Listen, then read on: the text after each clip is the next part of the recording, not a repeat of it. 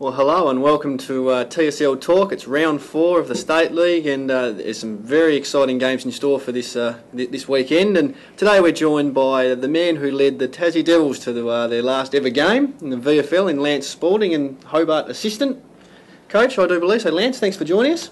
Pleasure, Adam. I guess we'll start with the Tigers, mate. I was chatting to Graham Fox last night, and you've been hit by injuries. You've lost a couple of Mariners guys. What have you done up there, mate? Well, I don't know.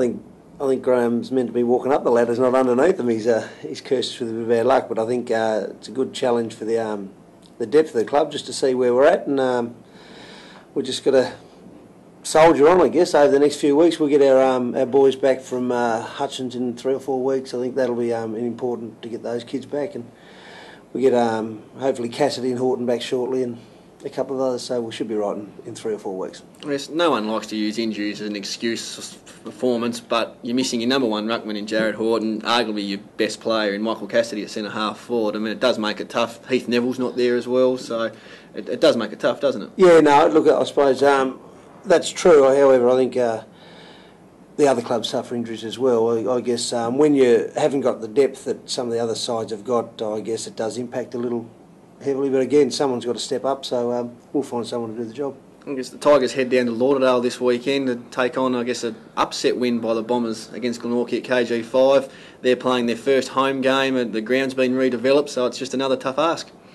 Yeah, it's a big game. It's a big game for both clubs. I think the clubs have got a bit of history about them too. I think it's been that way for a number of years, and it'll be an interesting duel. I think Windy's got the Bombers down there flying at the moment. They're starting to adapt to the way he does things, and so we can expect a fairly tough and rugged encounter as well, I suppose. You guys are 0-3. I guess if you drop the game this weekend, is it starting to look like the season's a bit of a loss even at this early stage? No, I don't think. We've probably played arguably the two best sides in the state, and we've come up against Glenorchy, which was grand finalist last year. So I guess we knew with the first part of the game, especially with the young group. I think you're talking before about Mick Cassidy. I think he's 23, and he's the oldest bloke in our group. And I think the next bloke's about 21. So I think we knew that we were going to be challenged early on in the year, and we'd planned, I guess, to not to lose the games early, but for the kids to pick up a bit of experience on the way, I guess. I guess without a doubt the game in the round is under lights at Bellerive on Saturday night. It's North Hobart versus Clarence. Both teams are undefeated. You've seen them firsthand, round 1 and then last week. Who do you like in this contest? Well, I think what I saw with Clarence last week in the third quarter, they were very impressive, and it was just their whole depth across the ground was fantastic, and their use of the ball was great. But when you look at North, they're good on ball. Street, Divenuto, these blokes, Hall, they'd make any side in Tasmania. So they're certainly going to they'll hold their own. I guess it'll come down to who kicks the most goals. And Budgie's in terrific form at the moment. I think he's going to be hard to stop. If they can do a job on Budgie, then I think then there'll be a chance to win North. I guess we've seen Brett Gapin, even during his time at VFL level, he was sort of half-back flanker, played through the midfield. This year he's gone forward, he's kicked 2 bags of 8 in a row. Did you utilise and know, obviously, he had that goal-kicking prowess in him? Oh, yeah, look, I think during Matthew's tenure, I think he was always saw him as a dangerous forward and capable of pushing him forward. And I think he just played so well at half-back that it was one of those things, I suppose. But, he's always been a very, very good forward.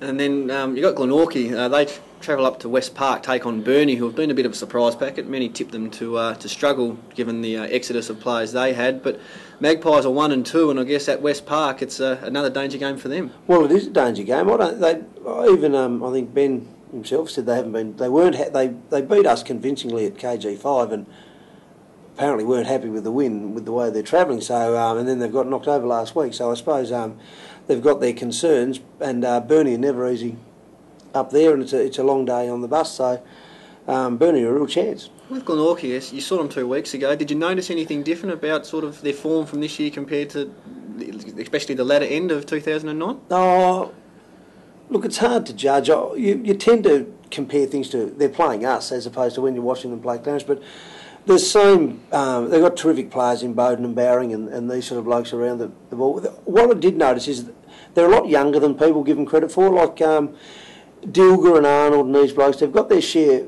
of teenagers playing, and it's going to take them a little time to pick the pace up, I think. So I don't think that it's panic stations at Glenorchy by any means. I think they've got a really good group. I think they're just finding their feet a little bit. As I say, they're a lot younger than what people give them credit for. And we've got South Launceston versus North Launceston at Youngtown. You think give South any chance? On looking at things, I think North look a pretty good bet to me. I think they some of the guys they've got playing. I think Axe has got starting to get them up and going. They've got a terrific back line, and I think they'll be okay. And final game of the round is Launceston versus Devonport. Devonport, again, tipped to be up the top of the ladder. They've lost their first three as well to sit with you guys as the only two teams without a win. I suppose they probably want to chalk one up early, or they start thinking about non-finals. Well, I reckon Errol's popped up a few times when no one expects them to, and they've done pretty well since he's been coached. And when no one expects them to pop up, they have done. Although I think Launceston are moving nicely at the moment, and they certainly look a fairly powerful unit, so I think it might be Launceston to get the points. Excellent. Well, thanks for your time, Lance. Appreciate it. And thank you for joining us on TSL Talk. And remember, for all your news, reviews, previews and results, head to the Mercury online or get your copy of the Mercury.